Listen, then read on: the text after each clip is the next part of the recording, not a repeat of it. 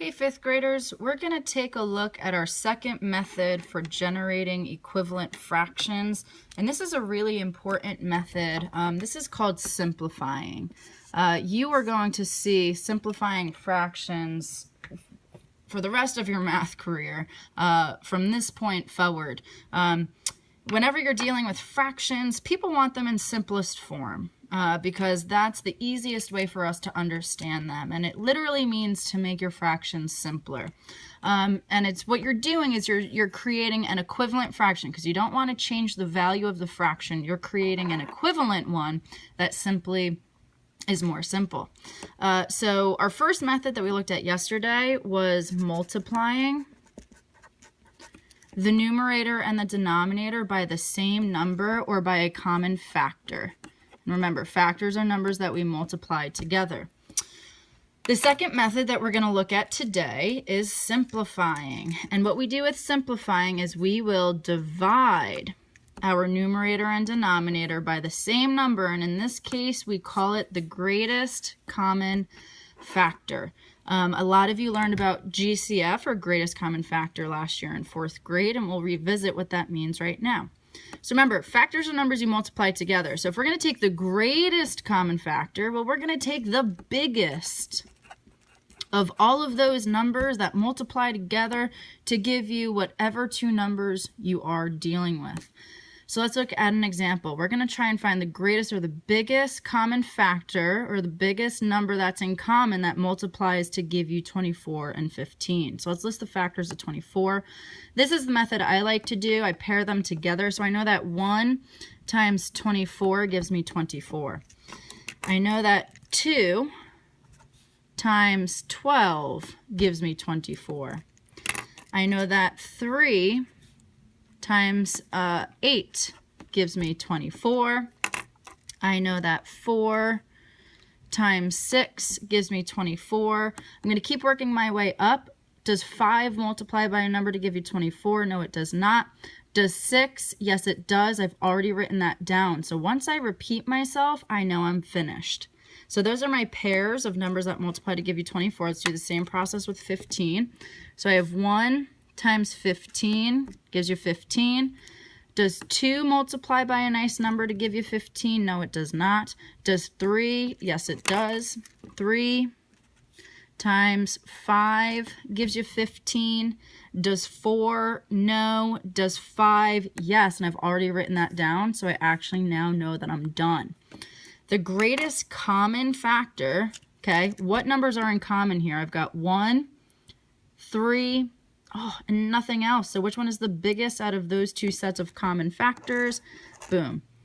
3 is your greatest common factor between 15 and 24.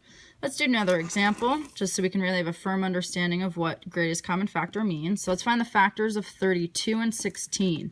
So I've got 1 times 32, and I like to give myself a decent amount of space in case it has a lot of factors.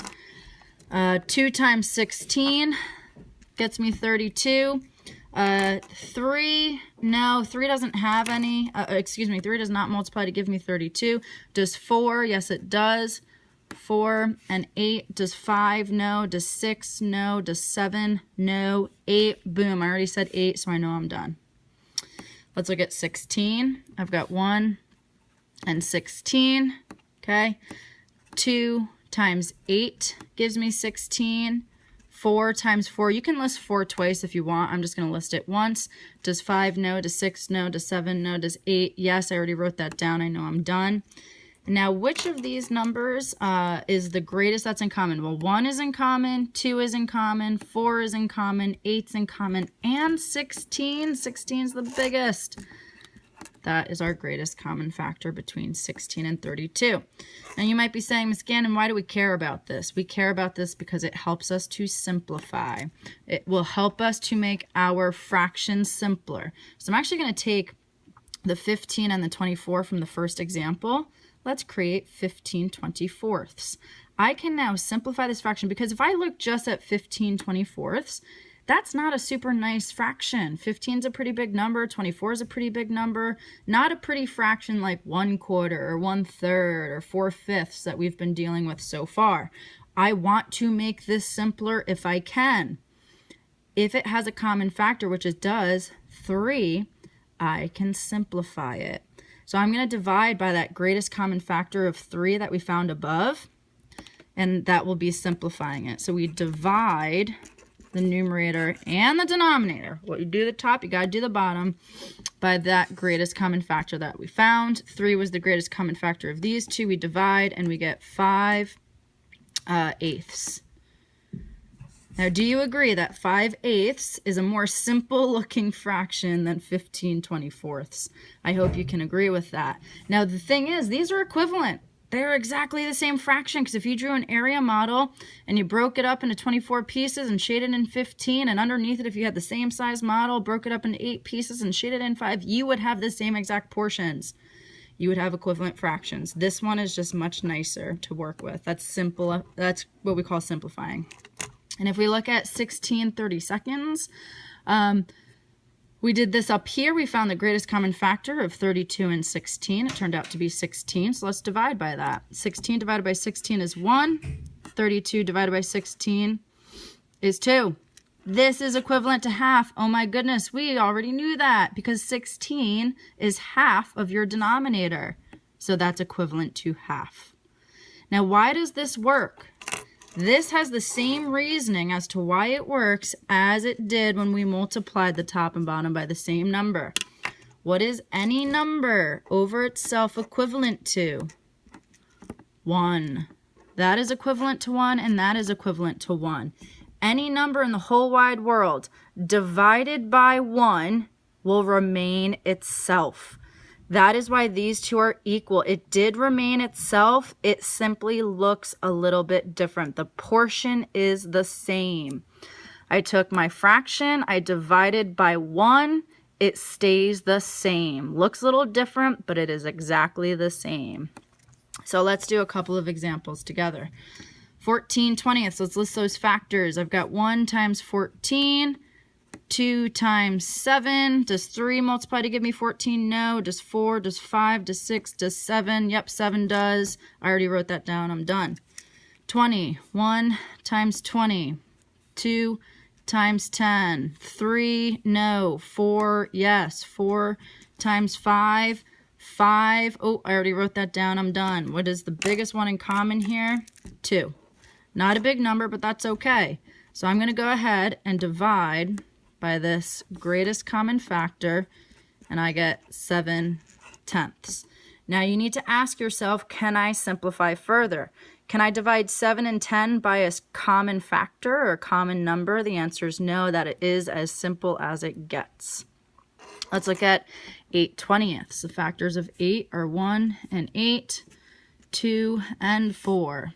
Okay, 20, we already did 20, that's 1, 20, 2 and 10, 4 and 5. What's the biggest number in common here? 4. So we're going to divide the top and bottom by 4 in this case. 8 divided by 4 is 2. 20 divided by 4 is 5. 2/5. Now my question to you, 2/5, is that a nicer looking fraction than 8/20? Did we make it look simpler? Yes, we did. We simplified. Fantastic. We're making it look more simple. And I cannot simplify any further because I cannot divide 2 and 5 by a common number. A lot of kids will say 1. Yeah, you can divide by 1, and guess what? You get 2/5 again, so that's a waste of your time. Let's go ahead and take a look at one more example, and then we'll talk about a common, what kids may think as a mistake, but it's not a mistake. And we'll get to that on the back, sorry. So 25, I've got 1 times 25, and I've got 5 times 5. And that's it. 40. 40 has quite a few. I have 1 and 40. I have 2 times 20. 3 does not work. 4 works. 4 times 10. 5 works. 5 times 8. 6 does not work. 7 does not work. 8 works. I've already written it down, so I know I'm done. What's the biggest number in common here? 5. So I'm going to divide the top and bottom by 5. And I get 5/8. 5 and 8, 5/8. I cannot divide these by a common number, so I know I'm done.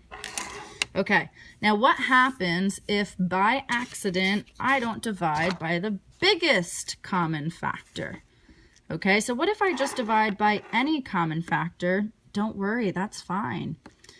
Don't worry, you can divide by any common factor. Sorry, that's an O. You can divide by any common factor. And guess what? You will have created an equivalent fraction, which is awesome. But if I do ask for your fraction to be in simplest form, you will need to repeat the process again. You will then need to divide your numerator and denominator by another common factor until your fraction is in what we call simplest form, which means as simple as it gets. So we're going to keep dividing by common factors until we can no longer do so. So let's look at an example. Let's say I have 16 24ths and I notice they're both even. So right off the bat, I divide them both by 2 because I'm going very quickly. I divide them both by 2, boom, I get 8 twelfths. Okay, I need to pause for a second and ask myself, 8 and 12, 8 twelfths, is there a common factor, a common number that I can divide by to continue simplifying? And the answer is yes. Again, they're both even, so I know I can divide them both by 2 again. So let's go ahead and do that. Well, that ends up giving me 4 sixths. Now I need to ask myself, can I make 4 sixths even simpler? They're both even. I can divide by 2 yet again. I get 2/3. Now I ask myself, can I divide 2 and 3 by the same number? I cannot. That is now in simplest form. So if we had worked through this process, it turns out I could have gone directly from 16 24ths to my 2/3 if I had divided by my greatest common factor, and that happens to be 8. So if I divide by 8, I would have gotten my 2/3 right off the bat. And this was one step by using your GCF, your greatest common factor. This ends up being multiple steps, but guess what? You still get to that final answer, so I'm fine with that. Okay, so 8 and 12 still had a common factor. They had a common factor of 2. They also had a common factor of 4, so you needed to divide by those options. So let's look at this. We have 24/30ths. Let's say I realize right away that they both are divisible by 3. I go ahead and I do that, and I realize I get 8/10ths. Now we need to ask ourselves, does 8 and 10 have a common number where we can divide by it? And the answer is yes, because I have 1 and 8, 2 and 4. I have 1 times 10 gives you 10, 2 times 5. We have 2 in common, so let's go ahead and divide the top and bottom by 2. And we get 4/5. Can I divide 4/5 by a common factor? No, those do not have any common factors. Boom, that's as simple as it gets. These had a common factor of 2, so we had to do it one more step. We had to divide by 2. I'm going to do a couple more examples for you. 4/10ths. These are both even. I know I can divide them by 2, and I get 2/5. Okay, my next question is, can I go further? Can I divide 2 and 5 by a common factor? I cannot, so I'm done. 8/24ths. I can divide them both by 4. Let's go ahead and do that. And I get 2/6. Ooh, can I simplify this further? The answer is yes. These are both even, so I can divide them both by 2. And I get 1/3, and that is now as simple as it gets. 10/30ths, I can divide both of these by 10, and I also get 1/3. 25/50ths, I'm noticing I can divide 25 and 50 by 5, so I'll go ahead and do that, and I get 5/10ths.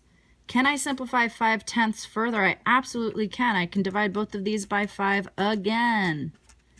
And I get 1/2. Go ahead and try the last two on your own and simplify fully.